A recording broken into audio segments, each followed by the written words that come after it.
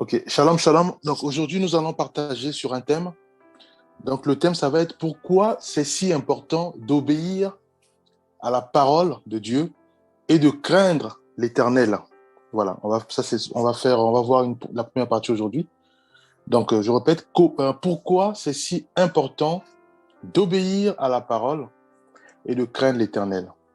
Voilà, pour cela, j'aimerais juste commencer en disant que c'est vrai que le mot, on a employé deux mots. Donc, il y a obéir, donc obéissance, et craindre. C'est vrai que c'est des mots qui font un peu, enfin, c'est un peu, on va dire, c'est un peu fort, hein, ces deux mots. Et j'aimerais juste rappeler que Dieu, Dieu est amour. Voilà, notre Dieu, celui qui nous a créés, notre créateur, hein, du ciel et de la terre, est amour. Alors, pour cela, on va juste lire quelques versets. Donc, on va commencer par, euh, par 1 Jean 4, 16. Voilà, je vais lire, juste pour montrer l'amour de Dieu, hein, que Dieu, il est amour. C'est vrai qu'on parle de l'obéissance, on parle de craindre l'éternel, donc c'est vrai que ça fait peur, mais je vais juste nous rappeler que Dieu est amour. Alors, pour cela, on va lire quelques versets. Donc, je vais lire 1 Jean 4, 16. Et nous avons connu l'amour que Dieu nous porte et nous y avons cru. Dieu est amour, celui qui demeure dans l'amour demeure en Dieu et Dieu demeure en lui. Voilà, je vais enchaîner, on va lire 1 Jean 4, verset 8. Qui n'aime pas n'a pas connu Dieu, car Dieu est amour. Voilà, donc c'est la Bible qui le dit, hein, qui déclare, hein, que Dieu est amour. Donc Dieu, c'est pas, voilà, il n'est pas, on va dire, méchant ou voilà, quand on a des soucis ou quand on fait des choses, voilà, automatiquement on a peur, voilà, non, non, Dieu, nous devons savoir que Dieu est amour. Ça c'est le premier point. Voilà, 2 Jean 1, verset 6. Donc 2 Jean 1, verset 6. Et voici en quoi consiste l'amour. C'est que nous vivions selon les commandements de Dieu. Tel est le commandement selon lequel nous devons vivre, comme vous l'avez entendu depuis le commencement.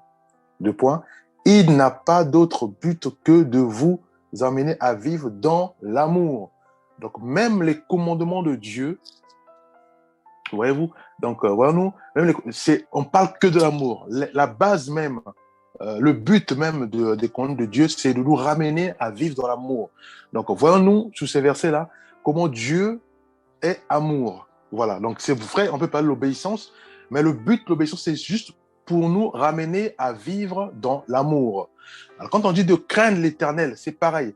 Le but aussi, sur le fait de craindre l'éternel, c'est aussi nous ramener à vivre dans l'amour. Voilà, donc en Dieu, il y a l'amour. On parle aussi de la sainteté de Dieu.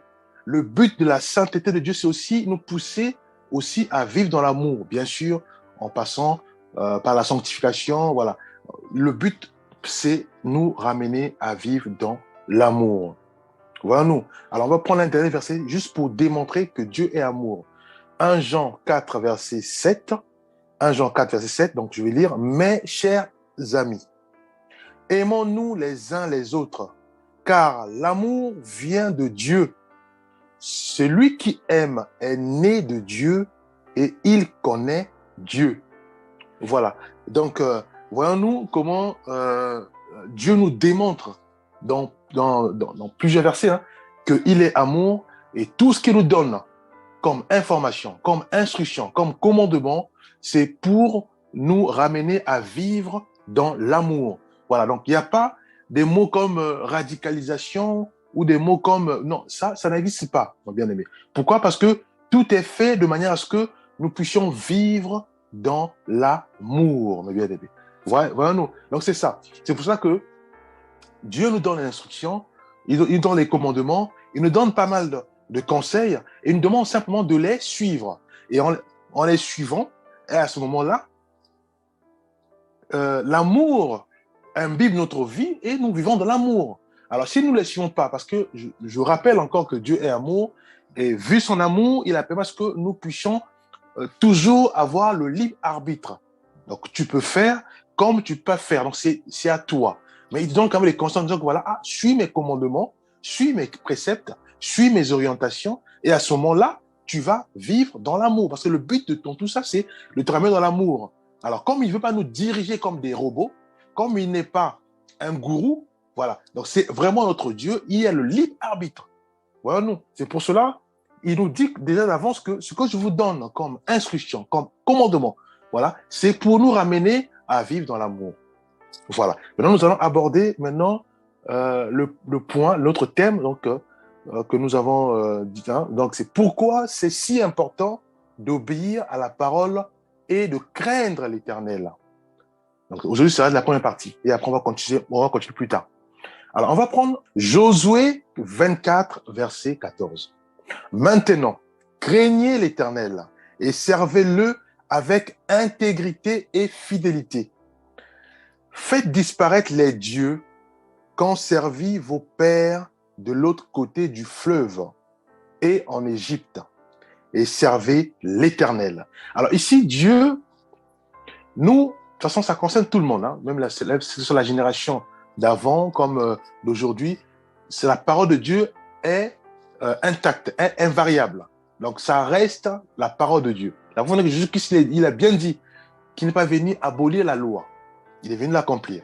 Donc, toute la parole de Dieu est intacte. Ça concerne non seulement nos pères, non seulement nous, ça va aussi concerner aussi nos enfants.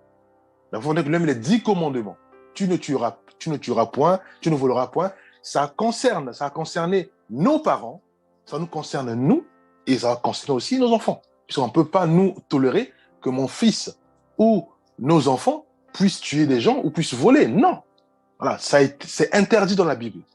Voilà, voilà. Donc ici, Dieu nous dit simplement que nous devons le craindre. En quoi faisant? En le servant lui avec intégrité et fidélité. Voilà, nous. Donc, le but, c'est quoi? Hein? J'ai rappelé que le but de craindre l'Éternel, c'est pas de trembler ou non, c'est juste pour nous ramener à vivre dans l'amour, puisque Dieu est amour.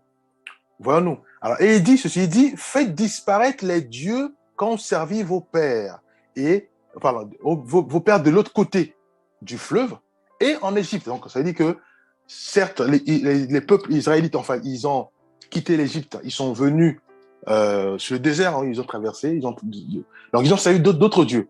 Et non seulement là où ils étaient, mais aussi en Égypte. Donc, voilà. Ils ont eu l'habitude de servir des idoles, pas mal des dieux. Et Dieu leur conseille de ôter les faux dieux. C'est juste le conseil que Dieu donne. Alors, est-ce que Dieu les oblige? Non. Pourquoi? Parce que Dieu tient au libre arbitre.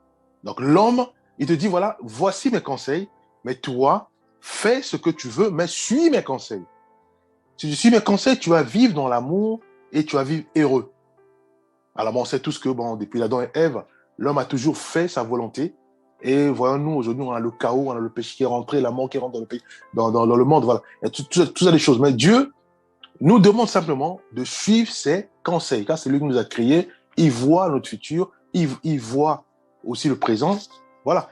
Donc, voyons-nous. Alors, prenons un autre verset, 1 Samuel 12, verset 24.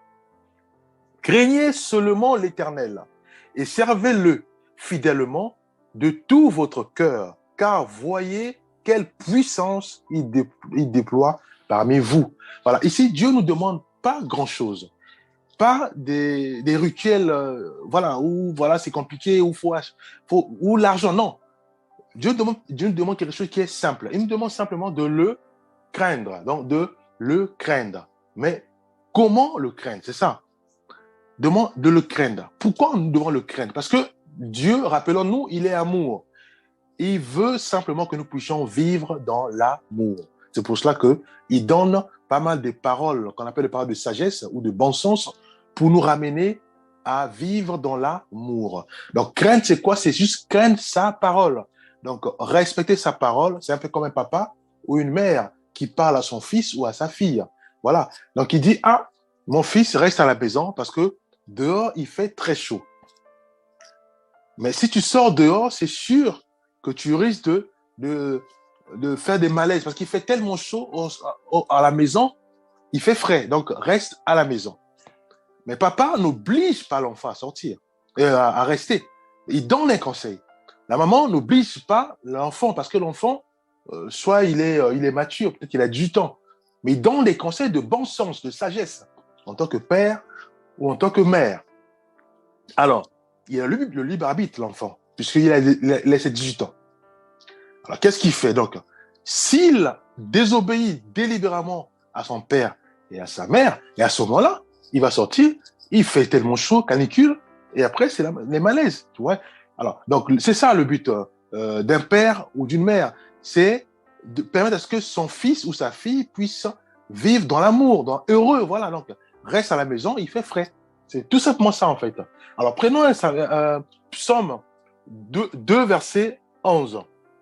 Servez l'Éternel avec crainte et réjouissez-vous avec tremblement. Alors Dieu, il dit, on le sert avec crainte parce que c'est notre Père, c'est notre Mère, voilà, c'est notre Dieu. Donc, il a sa parole, on doit le servir avec crainte parce qu'on doit vraiment voir ce qu'il veut que nous puissions faire. Donc, c'est pour ça qu'on dit avec crainte. Donc, on doit vraiment pas être négligent, pas faire des choses parce que bon, c'est mon père, il va me pardonner, ma mère. Non, on doit regarder avec attention, avec sérieux, voilà, avec sérieux. C'est pour ça qu'on parle, servez l'Éternel avec crainte et réjouissez-vous. Donc, il y a l'amour là, avec tremblement. Psaume 34, versets 7 à 9. L'ange de l'Éternel campe autour de ceux qui le craignent et il les arrache au danger. Sentez et voyez combien l'Éternel est bon. Heureux l'homme qui cherche en lui son refuge. Craignez l'Éternel, vous ses saints, car rien ne manque à ceux qui le craignent.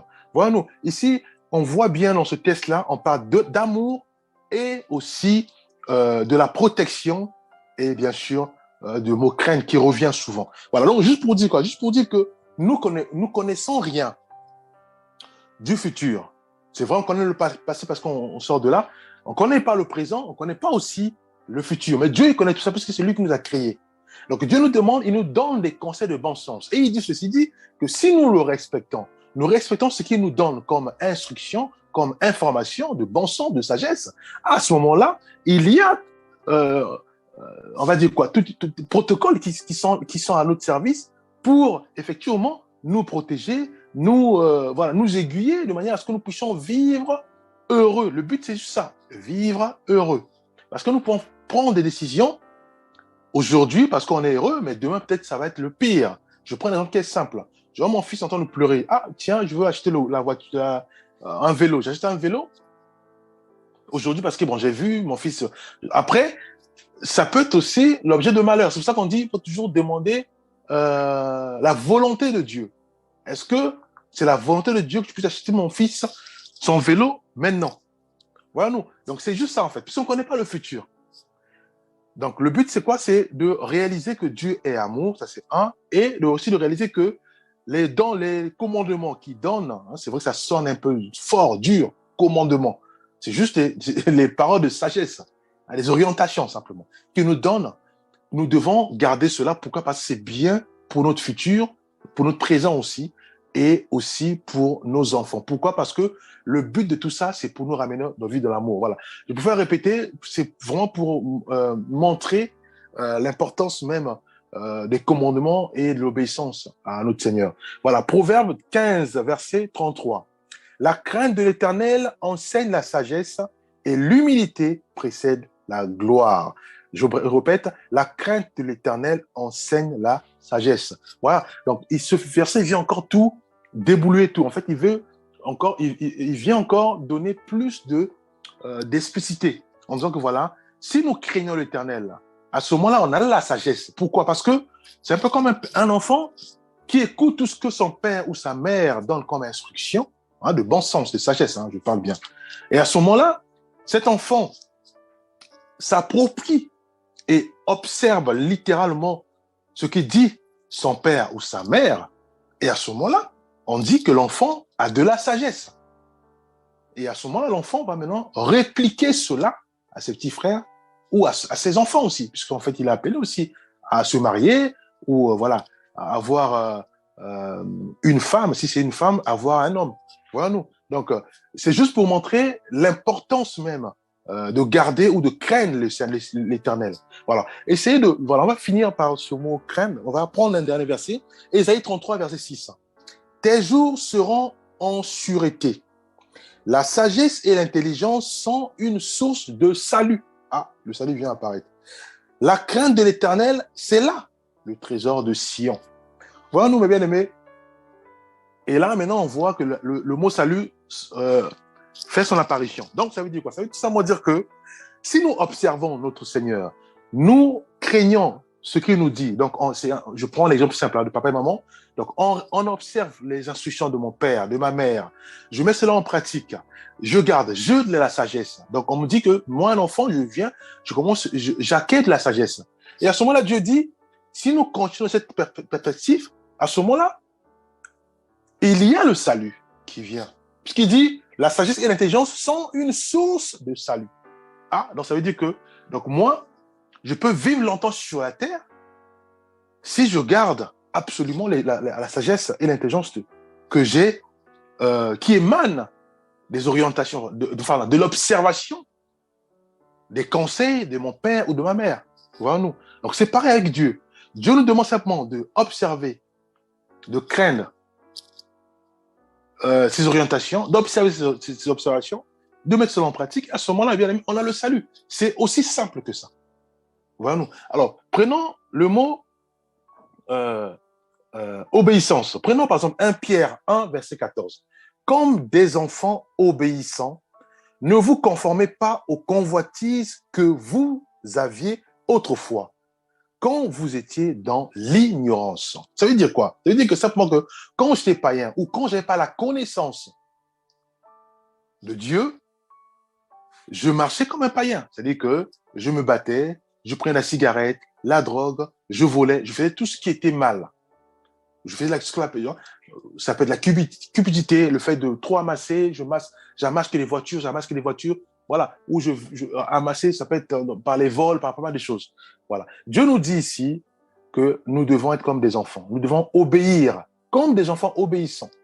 Un enfant, quand il voit son père, un enfant de 2 ans, 3 ans, hein, quand il voit son père dit, voilà, viens, l'enfant va venir. Hein. Je prends juste les images comme ça. Hein. Voilà.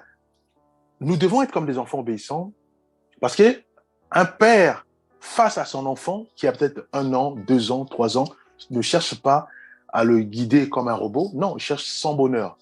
C'est pour ça que tout ce qu'il donne comme instruction, comme conseil, c'est pour le bonheur de l'enfant. C'est aussi simple que ça, bien aimé. Et Dieu, c'est ce qu'on nous demande. C'est ce que Dieu attend de nous, simplement. Voyons-nous. Et il nous dit de ne plus marcher comme on vivait autrefois, comme étant des païens, dans l'ignorance. Mais nous devons maintenant obéir à ce que lui nous donne comme instruction, comme information. Sachant que, bien sûr, on a libre arbitre, on peut ou ne pas obéir. C'est pour ça qu'il nous donne, il insiste beaucoup, que le mieux, c'est de lui obéir parce que lui, il connaît notre futur. Il voit tout et il sait ce qu'il dit, car c'est lui aussi qui nous a créés. Voilà, prenons Jérémie 7, verset 23. Mais voici l'ordre que je leur ai donné. Écoutez ma voix et je serai votre Dieu et vous serez mon peuple. Marchez dans toutes les voies que je vous prescris afin que vous soyez heureux. Voyons-nous, mes bien-aimés, on aperçoit qu'apparemment il y a une répétition des choses. Pourquoi? C'est juste c'est pour notre instruction. Pour que nous puissions réaliser les choses qui sont simples. C'est quoi? Si nous obéissons à notre Dieu, si nous obéissons, bien sûr, en craignant l'Éternel, en lui prenant voilà, au sérieux et en obéissant à ce qu'il nous donne comme instruction, Dieu nous dit que nous avons de la sagesse, nous avons l'intelligence et nous avons aussi le salut. Et Dieu, il continue de dire que non, l'ange est là aussi pour nous protéger, mes bien-aimés. Voyez-nous, là, ce n'est plus du donnant, mais c'est du gagnant-gagnant. Parce qu'on gagne tout. Le but, c'est quoi? C'est juste obéir. Voilà, nous allons voir, on va obéir à quoi? Voilà, ça aussi, on va essayer de le déployer pour voir, voilà, on va obéir à quoi? Mes bien-aimés. Je nous dis, si on fait tout ça, on est heureux. Donc, le but, mes bien-aimés, je répète encore, c'est de nous ramener à vivre heureux. C'est comme un père ou un vieux ou un père qui voit son fils ou sa fille de 2 ans. Mais le papa, il est passé par là, il a grandi, il est allé à l'école, l'université, il travaille. Donc, ça veut dire qu'il connaît un peu ce qui attend son fils qui a 2 ans ou sa fille qui a 3 ans. Donc, si le papa dit non, non, quand tu montes sur la table là, toi qui as 2 ans, tu veux de chuter. Il sait et ce qu'il dit est vrai parce que tu peux heurter et tu peux chuter. Maintenant, si toi, l'enfant, tu n'écoutes pas papa, mais tu montes sur la table. Mais c'est sûr que tu vas chuter parce que papa, il sait. Donc, il y a ce qu'on appelle l'expérience.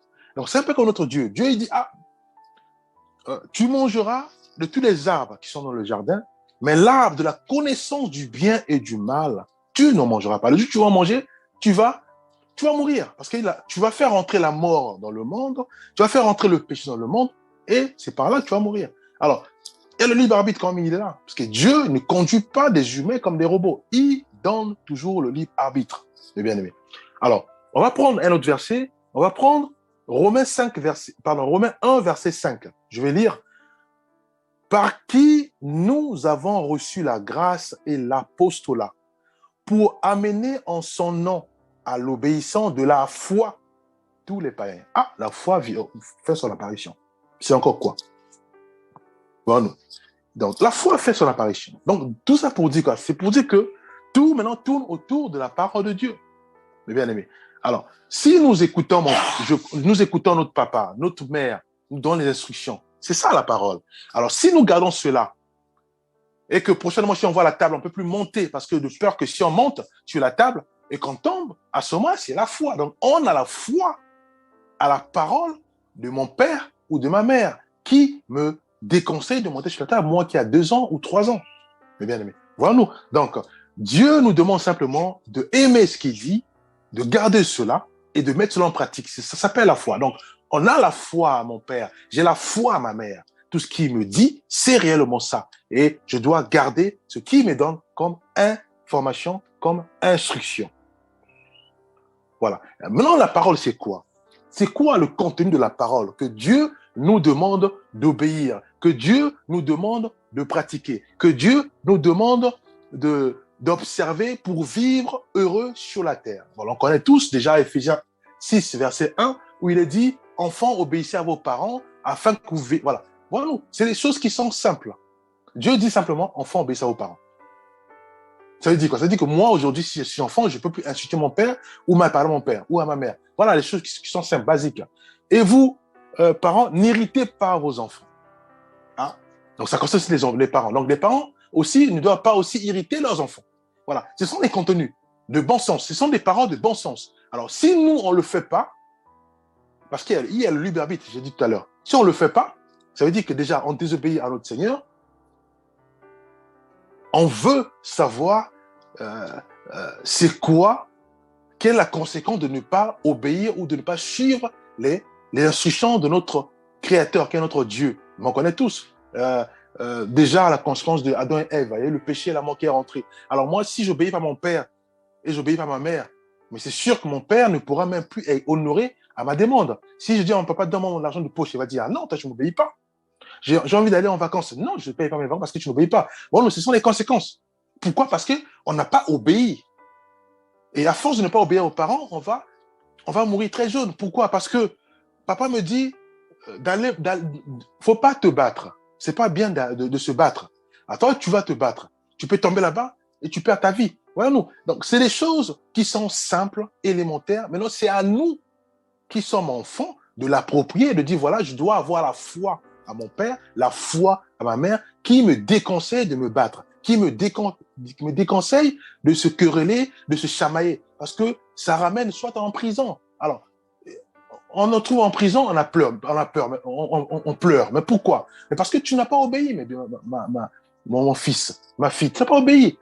Moi, ton père, ou bien moi, ta mère, on t'a déconseillé de ne pas te battre. Ouais, nous. Là, tu vois la conséquence. Tu te retrouves en prison. Pourquoi? Tu as pris la drogue. Mais on t'avait déconseillé de prendre la drogue. Ouais, nous. Ce sont des paroles de sagesse, de bon sens, que nous devons nous approprier, mes bien-aimés. Alors, prenons un autre verset. Galates, Romains 13, verset 8. Ne devez rien à personne, si ce n'est que si ce n'est de vous aimer les uns les autres. Car celui qui aime les autres accomplit la loi. Ici, Dieu nous demande simplement de ne plus dévoir les autres. Donc, ça veut dire que si on t'avait prêté quelque chose, ça ne coûte rien de remettre. Si tu n'as rien, tu dis, ah, j'ai rien, peut-être demain ou après-demain, prie pour moi pour que tu puisses avoir quelque chose pour te remettre. Ça ne sert à rien de fuir. Alors, Galates 5, 14. En effet, toute la loi est accomplie dans cette seule parole. Tu aimeras ton prochain comme toi-même. Voilà nous ce que Dieu nous donne comme instruction. C'est ça la parole. Alors, si nous obéissons à cette parole, on est heureux. Dieu nous demande simplement d'obéir à cette parole. Aime ton prochain comme toi-même. Maintenant, si nous, on fait comme Adam et Ève, ou on fait comme les peuples israélites au temps de Sodome et Gomorrhe, par exemple, ou au temps de la tour de Babel, on fait que par nous-mêmes, sans consulter le Seigneur. Alors, je n'aime pas mon prochain comme moi-même. Mais qu'est-ce qui va arriver? Mais ça va arriver beaucoup de choses. Il y aura des tensions entre voisins, il y aura des chamailleries entre voisins, il y aura des querelles. Après, c'est des quoi? C'est des tribunaux. C'est soit un ou les deux sont en prison. Pourquoi? Parce qu'on n'a pas obéi. C'est pour ça que Dieu il sort un mot qui est dur qu'on appelle désobéissance. Voyons-nous, le mot désobéissance, ce n'est pas un mot dur. C'est juste, on n'a pas respecté les instructions que Dieu nous a données. C'est aussi simple que ça. Donc, ça sert à rien de dire que voilà, ah, là-bas, pourquoi ils sont radicaux? Là-bas, vraiment, ils sont, c'est des gens qui sont un peu fermés, ils aiment toute la sanctification. Voilà, non, mais bien aimé, c'est des trucs de bon sens. C'est aussi simple que ça. Prenons notre verset, Matthieu 7, verset 12. Tout ce que vous voudriez que les autres fassent pour vous, vous aussi faites-le de même pour eux, car c'est ce qu'enseigne la loi et les prophètes. Mais bien aimé, voilà ce que Dieu nous dit. Il nous dit, ce que toi, tu veux qu'on puisse faire, il dit quoi? Tout ce que vous voudriez que les hommes fassent pour vous, vous aussi faites-le de même pour eux. Ah, si moi, je ne veux pas qu'on m'insulte, n'insulte pas. Si moi, je veux qu'on me donne des cadeaux, donne aussi des cadeaux aux autres. C'est aussi simple, mes bien-aimés. C'est des paroles de bon sens, mes bien-aimés. Voyons-nous. C'est ce que Dieu attend que nous puissions pratiquer. Voilà, c'est ça, pratiquer sa parole. Il y en a beaucoup, il y en a plein. Éphésiens 6, 4, c'est ce que je lis tout à l'heure. Quant à vous, pères, n'irritez pas vos enfants, mais élevez-les en leur donnant une éducation et des avertissements qui viennent du Seigneur. Voilà, parce que le Seigneur nous a donné les avertissements et nous aussi, nous répliquons cela à nos enfants. Quant à vous, pères, n'irritez pas vos enfants, mais élevez-les en leur donnant une éducation et des avertissements qui viennent du Seigneur. On ne demande pas d'obliger, on dit de donner une éducation et des avertissements. C'est aussi simple, parce que Dieu, c'est ce qu'il fait. Il donne une information. Donc, il y a l'enseignement et il y a aussi des avertissements. Il dit, si tu fais ça, tu vas vivre longtemps sur la terre. Si tu fais ça, souvenons-nous seulement de Caïn. Il dit, le péché est devant ta porte, mais toi, domine sur le péché. Donc, Dieu donne les avertissements, mais il donne aussi les orientations. Maintenant, c'est à nous, maintenant, de suivre. Mais Dieu nous demande de le suivre. Mais après, si il nous force à le suivre, là, ça devient, il viole le libre arbitre. C'est pour ça qu'il nous donne des conseils de bon sens. Donc, c'est pas quelque chose qui est radical. Non, ça n'a rien à voir. C'est quelque chose qui est dit, voilà, non, mais là-bas, ils sont dans leur monde à eux, dans leur bulle à eux. Non, mais bien aimé. Ce sont des paroles de bon sens, de sagesse, d'intelligence, qui nous ramènent à vivre dans l'amour, mes bien-aimés. Souvenez-nous de pas. Voilà. Prenons par exemple Jean 15, 12. Voici mon commandement. Aimez-vous les uns les autres, comme je vous ai aimé. Pareil, mes bien-aimés. Alors, Galates 6, 2. Portez les fardeaux les uns des autres et accomplissez ainsi la loi de Christ, mes bien-aimés. Voilà, nous, ici, Dieu nous donne des instructions, des avertissements. Il dit, portez les fardeaux les uns des autres et accomplissez ainsi la loi de Christ. Alors, si moi, je suis dans une église, dans un groupe, dans une assemblée, et que je vois mon frère, ma soeur, qui passe des moments difficiles, moi, l'argent que j'ai, le superflu que j'ai, je peux faire face à ces problèmes, mais si je ne le fais pas, mais je viole cette loi-là, mes bien-aimés. Alors, mais que voulons-nous encore? Dieu nous dit, portez les fardeaux les uns pour les autres. Alors, on ne le fait pas. Et après, on se plaint, on dit, voilà, il n'y a pas l'amour là-bas. Mais bien-aimé, mais toi, quand tu avais l'argent, tu n'as même pas à aider. C'est aussi simple, bien-aimé. En le faisant ici, il y a l'amour qui croit. Parce que le but, c'est quoi? Le but, c'est souvent l'amour. L'obéissance. Tout ce qui donne comme instruction, le but, c'est seulement vivre dans l'amour. Parce que moi, si j'aide mon frère, j'aide ma soeur, aujourd'hui, mais demain, ça peut basculer, puisque personne n'est complet. Dieu a créé de manière à ce qu'on soit complémentaire. Sinon, voilà, on soit complémentaire. Ça veut dire que demain aussi, ça va être moi. Parce que l'épreuve, mes bien-aimés, tout le monde passe par l'épreuve. Hein. Job, il est passé par l'épreuve. Tout le monde passe par les épreuves. Jésus-Christ, souvenons-nous de Figuier. Tout le monde passe par l'épreuve. Même Jésus-Christ n'était pas épargné. Aujourd'hui, j'ai l'argent. Demain, je n'ai pas l'argent. Alors, si déjà j'ai aimé cet amour-là, quand j'ai vu la sœur qui était abattue, je l'ai relevée. Mais la sœur me voit, ah, le frère là, non, il a aimé l'amour. Elle fait autant. C'est ça ce que Dieu attend de nous. Nous vivons dans l'amour, mes bien-aimés. Prenons Michée 6, 8, c'est juste pour balayer un peu tous ces versets bibliques pour nous faire comprendre que tout ce qu'on est en train de dire là, ça se répercute dans chaque génération.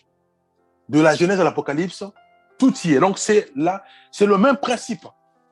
Tu crains l'Éternel, tu l'obéis et tu appliques ses commandements. Et tout cela, c'est pour nous ramener juste à vivre dans l'amour. Voilà, nous. Et c'est quoi ces commandements? Là, on est sur ce point-là. Voilà. Michée 6, verset 8. On t'a fait connaître, homme, ce qui est bien et ce que l'Éternel demande de toi. C'est que tu mets en pratique le droit, que tu aimes la bonté et que tu marches humblement avec ton Dieu. Mes bien-aimés, voyons-nous, Dieu nous répète les mêmes choses qu'on a lues tout à l'heure depuis Genèse, et là on se retrouve maintenant dans le livre de Michée. On t'a fait connaître, homme, ce qui est bien et ce que l'Éternel demande de toi, c'est que tu mettes en pratique le droit, que tu aimes la bonté. Bien aimé. Donc Dieu va toujours nous donner des avertissements, va toujours nous parler, mais Dieu ne pourra jamais nous obliger parce qu'il a le libre arbitre. Il nous demande simplement de suivre ses instructions, de s'approprier de sa parole, de manifester la foi dans sa parole, et en faisant ainsi, à ce moment-là, nous le craignons, nous sommes obéissants, et le but, c'est de nous ramener à l'amour. Et sachant que dans tout ça, il y a eu des mots comme le salut qui est sorti, donc ça veut dire qu'on a la sûreté, la garantie que nous avons notre salut, et il y a aussi la protection qui est sortie, que l'ange de l'Éternel campe autour de tout, de ceux qui le craignent. Voilà nous ce que Dieu attend de nous, que nous puissions simplement obéir à sa parole. Donc nous avons vu au moins, on va dire l'ébauche de ces paroles. Il y en a beaucoup, si on prend par exemple 2 Corinthiens 6, verset 14, là où il est dit, ne vous mettez pas avec des incroyants sous un joug qui n'est pas celui du Seigneur. En effet, ce qui est juste peut-il s'unir à ce qui s'oppose à sa loi? La lumière peut-elle être solidaire des ténèbres? Voilà nous. Donc nous allons continuer cela si Dieu fait grâce. Si fait à Dieu. Voilà, on va clôturer par là. Je vais prier. Père, nous te rendons grâce. Nous te bénissons parce que tu es bon et juste. Merci parce que c'est toi qui nous éclaires tous, moi compris. Merci parce que c'est toi qui veux que nous puissions simplement, selon ta volonté, selon tes instructions, que nous puissions suivre tes avertissements, les mettre en pratique, avoir la foi en ça et que nous puissions vivre heureux dans l'amour. Au nom puissant de Jésus-Christ, fais-nous grâce, Père, vraiment d'appliquer cela, car nous sommes faibles. Aide-nous, Père, à y parvenir, à aider ton Esprit Saint. Dans le nom puissant de Jésus-Christ, nous avons ainsi prié. Au nom puissant de Jésus-Christ. Amen.